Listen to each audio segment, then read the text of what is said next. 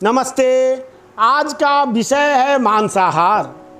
दोस्तों, बचपन से हमारे घरेलू परिवेश में जिस तरह का खान पान का रिवाज है, उसी के अनुरूप ही बड़े होकर भी हमारा वही टेस्ट बना रहता है। और बहुत सारे लोग ऐसे हैं जिनके बचपन से ही घर में शाकाहारी का प्रचलन है। वो शाकाहारी होते हैं, उनके घर के बच्चे भी बड़े होकर शाकाहारी बने रहते हैं, उनका टेस्ट शाकाहार का ही होता है। ये तो चॉइस की बात है और बहुत कुछ आपके घरेलू परिवेश के ऊपर निर्भर करता है कि आपके घर में खाने पीने के तौर तरीके क्या हैं। उसके अनुरूप जब आप बड़े होते हैं तो वही टेस्ट अस्थायी रूप से आपके दिमाग में सेट हो जाती हैं और उसके अनुरूप आप खाने पीने लगते हैं। बहुत लोग तो ऐसे भी होते हैं जो बचपन से शाकाहारी हों, लेकिन बाद में किसी दोस्त ने रिक्वेस्ट करी, यार एक पीस मांस खा कर देखो। फिर उन्होंने टेस्ट किया, अच्छा लगा और बाद में मांसाहारी हो गए। तो मैं आपको बताता हूँ, अगर आप मांसाहारी हैं तो थोड़ा संभल जाइए और कोशिश कर कर इसे छोड़ा जा सकता है। जो आदमी मांसाहारी है वो अधार्मिक भी है। पूछिए कैसे? बहुत लोग तो आजकल ये तर्क देते हैं कि हम जिन बकरों को, मुर्गों को आदि वगैरह वगैरह जिन जानवरों को खाते हैं, अगर उन्हें खाया ना जाए तो उनकी संख्या इतनी बढ़ जाएगी इस धरती पर कि हमारा जीना दुश्वार हो जाएगा।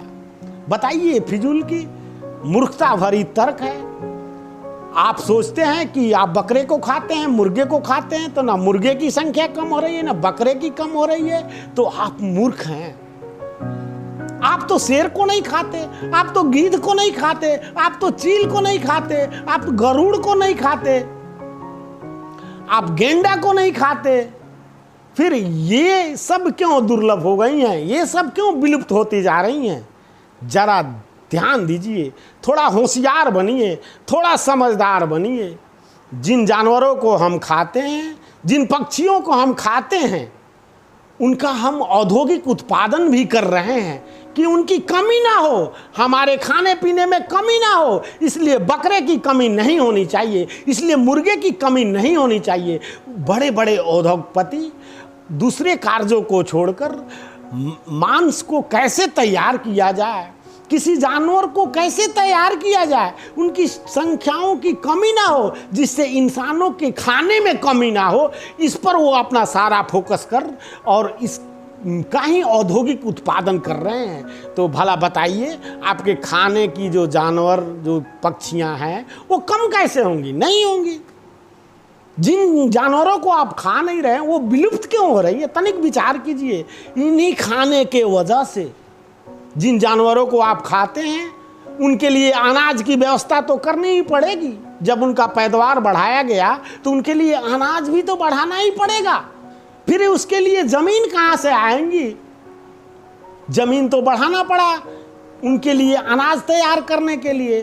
तो हम लोग जंगलों को काट देते हैं कि जमीन मिल जाएगा, उस पर जो जानवर पंछी हैं हमारे खाने वाले, वो उनके लिए अनाज, उनके लिए खाने को अन्न तैयार होगा। और इस तरह से जब जंगल को आप काट देंगे जमीन के लिए, खेती करने के लिए, जानवरों को खिलाने के लिए, जानवरों के लिए चारागाह बनाने के लिए, तो शेर का विलुप्त होना तय है, गेंडे का विलुप्त होना तय है। हम तो सिर्फ 7-8 से 10 किस्म के जानवर या पंछियों को खाते हैं। इनकी संख्या, इनकी प्रजातियां तो लाखों में है। फिर वो सब क्यों विलुप्त हो रहे हैं जिसे हम नहीं भी खाते, जिसको देखने में भी हम डरते हैं?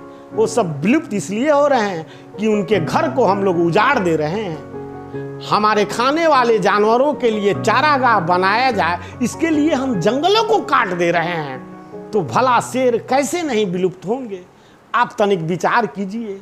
सबका जड़ हमारे खाने का है। यही हमारा दोष है कि हम मांसाहारी हैं। हम सिर्फ जानवरों को ही नहीं खा रहे, इनडायरेक्ट रूप से पेड़ पौधों को भी मार रहे हैं, पेड़ पौधों को भी काट रहे हैं अपने क्षुधा की आग को मिटाने के लिए। मनोज उपाध्याय को सब्सक्राइब कीजिए। आप खुश रहिए, मस्त रहिए, स्वस्थ रहिए। दीजिए मुझे विदा। परम पिता परमेश्वर से आप सब लोगों के लिए प्रार्थना है मेरी। धन्यवाद।